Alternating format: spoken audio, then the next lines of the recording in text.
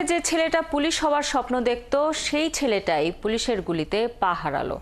এখন কৃত্রিম পায়ে উঠে দাঁড়াবার লড়াই করছে এমন ২৮ জন কিশোর তরুণ।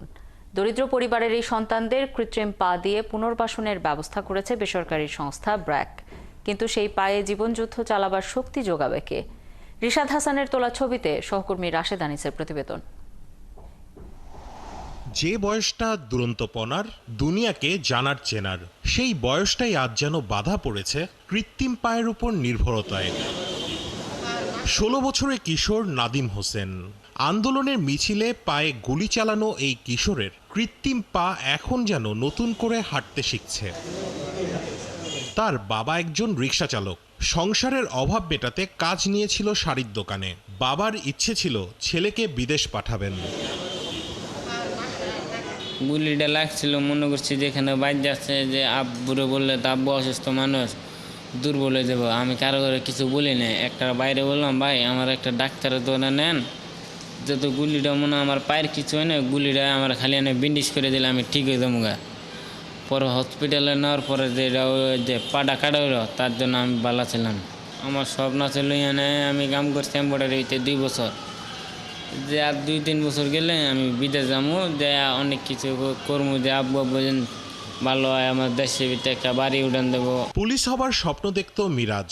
এসএসসি পরীক্ষার পর কলেজে ভর্তি হবার কথা ছিল। বাবা চেয়েছিল একমাত্র ছেলেটি যাতে পড়ালেখা করে, তার মতো যেন কৃষক হতে না হয়। আব্বু হচ্ছে দিনমজুরি কাজ করে, কৃষক না। আমি তো স্টুডেন্ট, আমি তো এখন কিছু করতে পারছি না। আব্বু বলছে যে তুই পড়াশোনা কর, তোর কোনো চাপ নাই, আমি দিনমজুরি কাজ করতে পারি, তুই লেখাপড়া কর, তোর ভবিষ্যৎ আছে।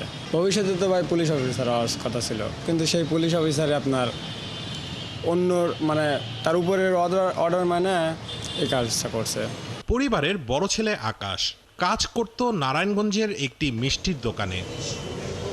১৯ বছরের আকাশের কাঁধে ছিল পুরো পরিবারের ভার। খুব কাছ থেকে তার পায়ে গুলি করে পুলিশ।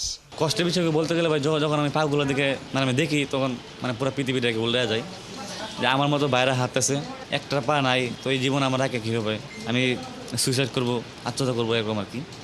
ওইরকম প্ল্যান শুনে আর কি আমার আব্বু আর কি অনেক কান্ত। হ্যাঁ, জীবন নয়তো বা আমি চিন্তা করি আর কি, বেঁচে আছে যারা একটু গরিব ঘরে, যেহেতু মধ্যবিত্ত ফ্যামিলির সন্তান, হয়তো একটু কষ্ট করে আর কি চলতে হতো, এখন একটু ডাবল কষ্ট করতে হবে। নাদিম, মিরাজ, আকাশদের মতো পা হারানো এমন ২৮ জন কিশোর তরুণের কৃত্রিম পায়ের ব্যবস্থা করেছে ব্র্যাক।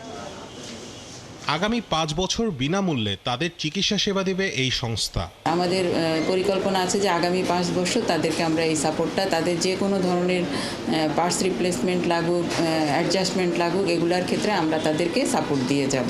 এই কিশোররা বলছে তাদের এক একটি অঙ্গের বিনিময়ে ক্ষমতায় এসেছে এই সরকার।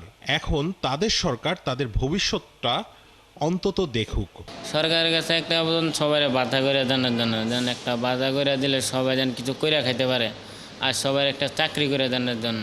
ভবিষ্যতে যাতে কিছু করে খাইতে পারি, সেটাই আমার আবেদন। ওদের জীবনের প্রায় পুরোটা পথ এখনো পাড়ি দেবার বাকি জীবনের জন্য কৃত্রিম পাই তাদের সম্বল। সরকার তাদের চলার পথে শক্তি যোগাবে, এটুকুই তাদের চাওয়া। রাশেদ আনিস, ৭১, ঢাকা।